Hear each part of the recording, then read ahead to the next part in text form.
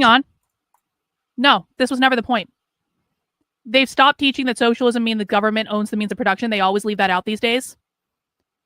The reason you believe that is because you never listened to what the left was actually teaching. Here's why you believe this.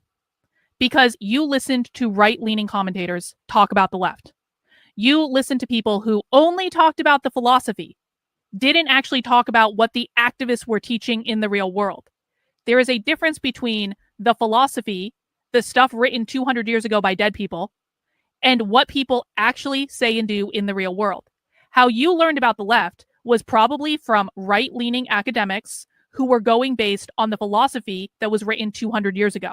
It wasn't based on what they were teaching in the real world.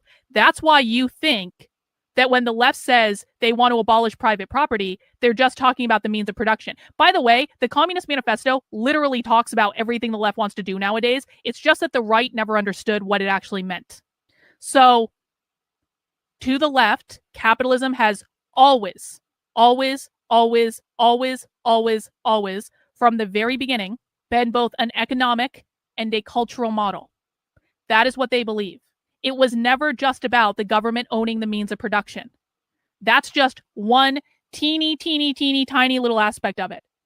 When they say they want to abolish capitalism, they mean the cultural model of capitalism, and they literally always have. This is why it's so important to actually hinge into reality with what the left believes, because you believe things that are not true based on how right-leaning influencers have taught this information to their audience.